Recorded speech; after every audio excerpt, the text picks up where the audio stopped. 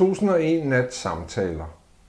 Titlen på den bog, jeg lige har skrevet og udgivet, foregår i Anatolien, det der i dag hedder Tyrkiet, og som man også bare kunne sige Mellemøsten for, i årene 1244-48, hvor to mennesker mødes, og de snakker om, hvad et menneske er, hvad et menneske rummer, hvad et menneske har inde i sig selv. Det er stort set, hvad de snakker om i 4 år. Og der er jo mange, der mener i vore dage, at det der med at finde ud af, hvad man har allerdybest inde i sig selv, eventuelt ved at vende sig indad i en ordløs kontemplation, at det er noget østligt. Men det er helt forkert.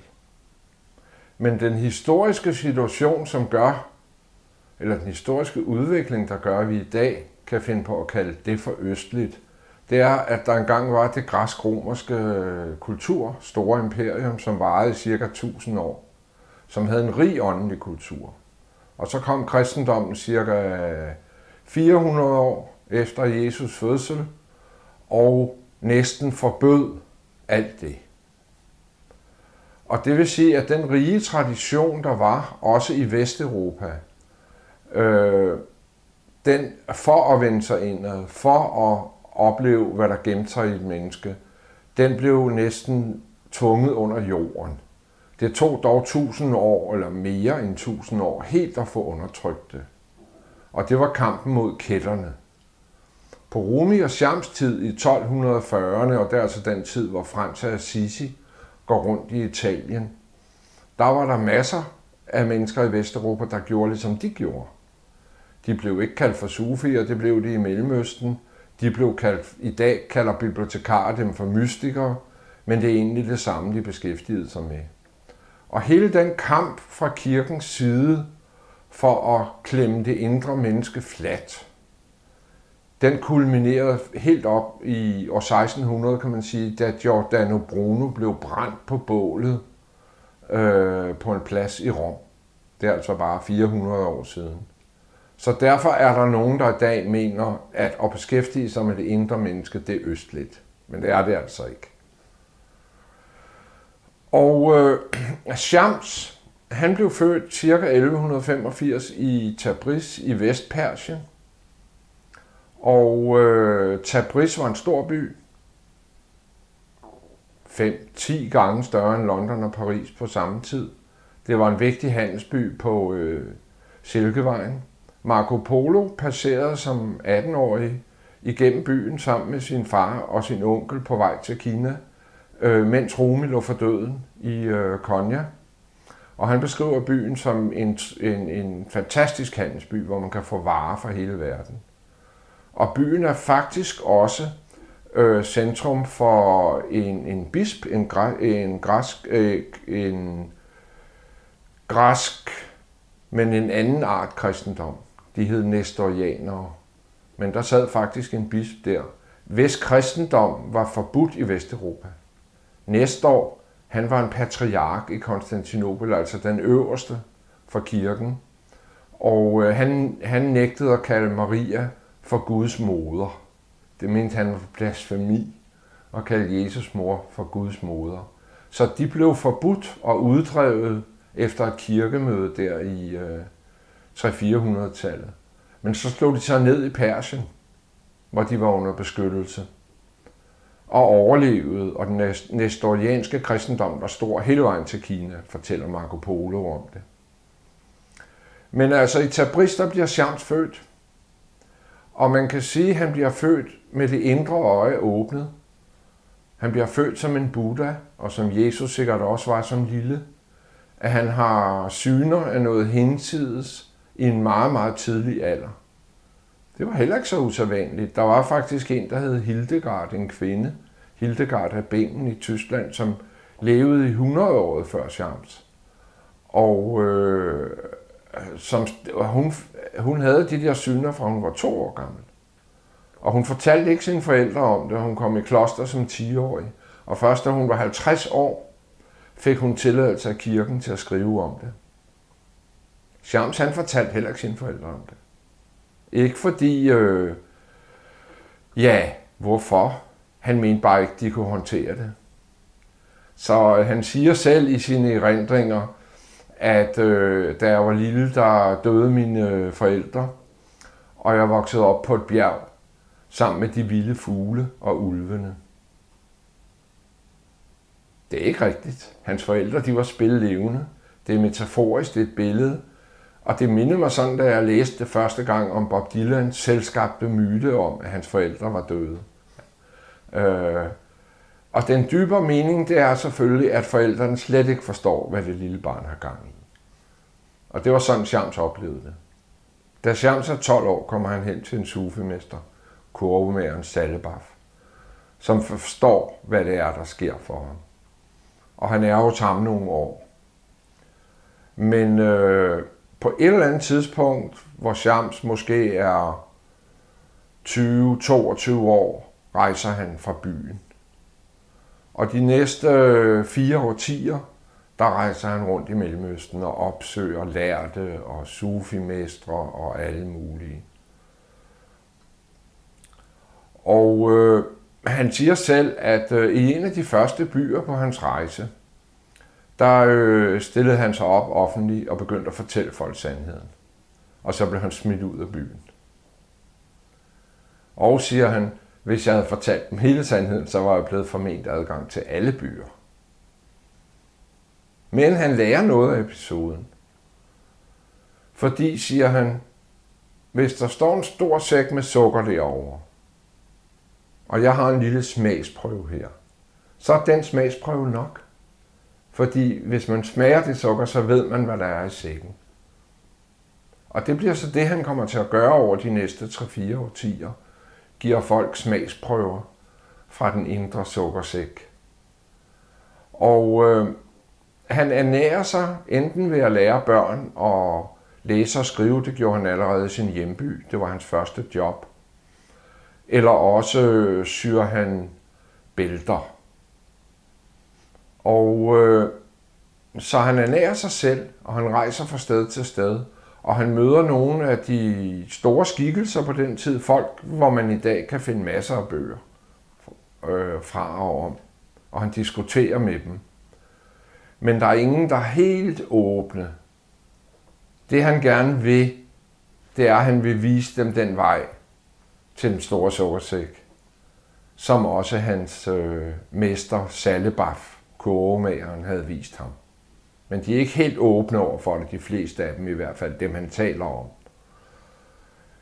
Og så på et tidspunkt, så sidder han på et universitet, en såkaldt madrasa i Damaskus. Han er derhenne sammen med den juraprofessor, han på det tidspunkt hænger ud med. Og så ser han en ung og hører en ung mand tale. Manden ved vi i dag, det er Rumi. Han var 21 år og var blevet sendt til Damaskus af sin far for at uddanne sig. Og den unge mand, han taler om, at hvis man har en klasse vindruer, så er alle druerne forskellige. Men hvis man putter dem ned i skål og moser dem og laver druesaft ud af det, så er de alle blevet et. Og Shams, han var dybt berørt af det. Men så tænkte han er ikke helt reddet til min hemmelighed endnu. Desværre. Så gik han videre. Så 16 år efter sidder Shams i det østlige Anatolien sammen med en sufimester, der hedder Abraham.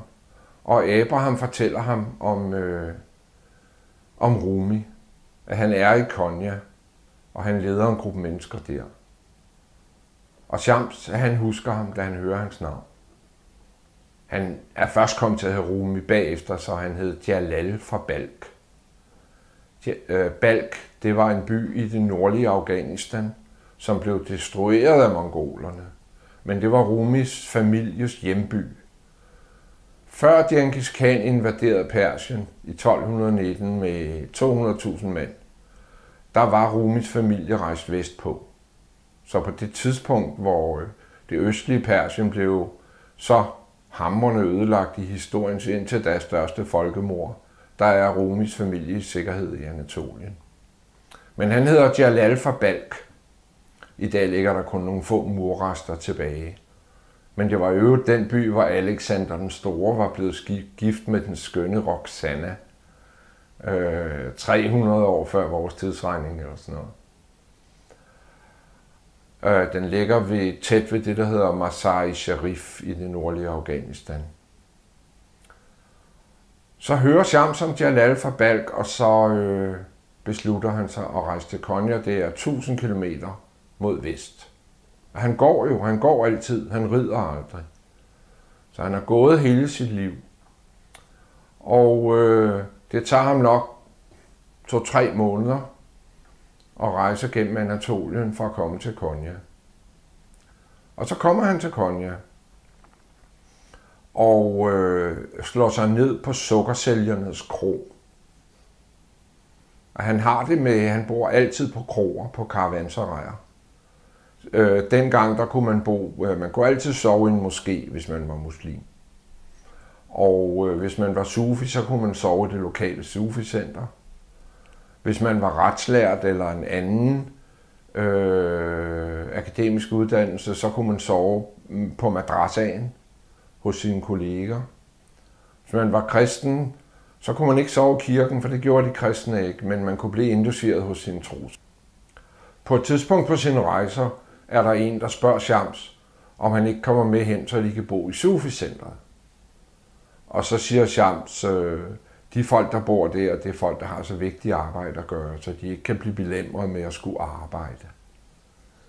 Derfor får de alting, og jeg er ikke en af dem. Han forstiller sig selvfølgelig. Han arbejder jo selv altid for at skaffe føden. Så siger den anden, jamen, kommer du så ikke med hen og bor? Hvorfor bor du ikke på madrasaen? Altså det lokale universitet, det kunne man nemlig også. Og så siger Shams, jamen jeg er ikke en, der debatterer. Fordi hvis jeg ved noget, hvad er der så at diskutere? Og hvis jeg begynder at tale mit eget sprog, så vil alle anse mig for at være kætter og vantro. Så jeg bor hellere på karavanterræn. Så han bor altid på kroerne.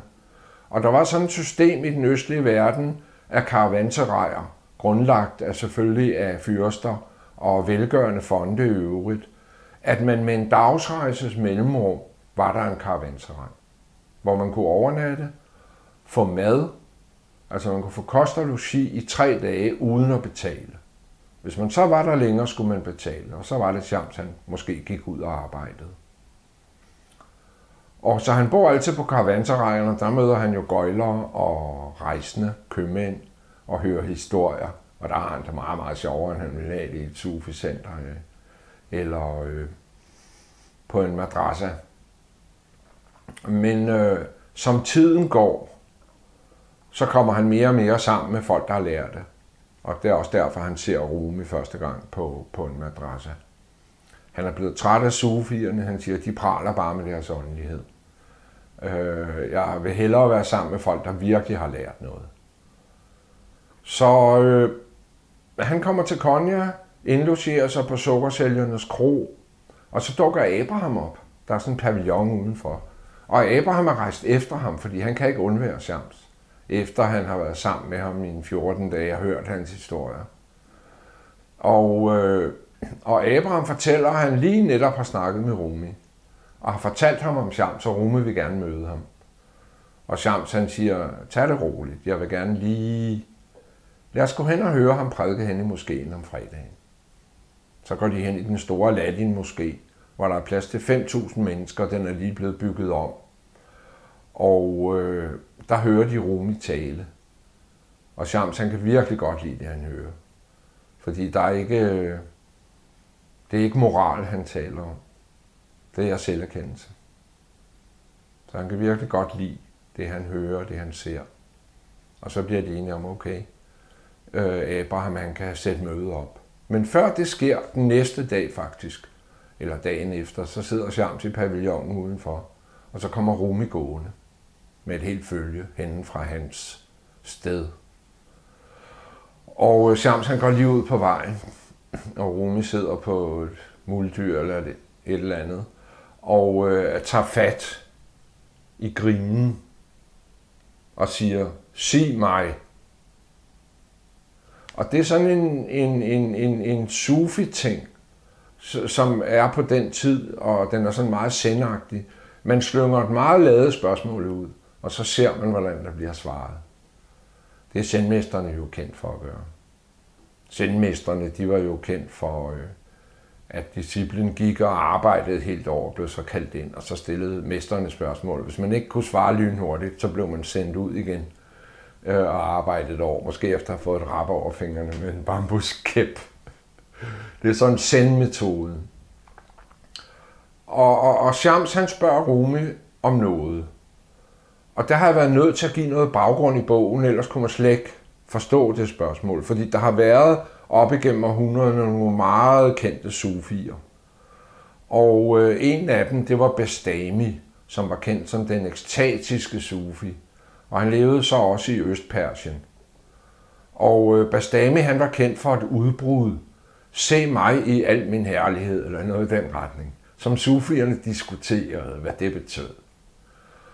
Og så Shams, han siger til Rumi, hvorfor sagde Bastami, se mig i al min herlighed? Hvorfor sagde han ikke, se ham i al hans herlighed? Og det var indledningen til deres samvær, som varede i 3-4 år med afbrydelser. Og det, de snakkede om, altså Shams, han kritiserer senere, præciserer han Bastami, at når man har den oplevelse, så er der ikke noget jeg, og der er ikke noget mig. Så derfor kan man ikke sige, se mig i al min herlighed. Men det er en diskussion, der fortsætter, men det er mere end ord. Og det er det, der adskiller Shams, og det er også derfor nok, at jeg har givet at skrive den her bog. Fordi Shams er ikke filosof. Han viser Rumi en vej til, at han også kan opleve, hvad han selv har oplevet.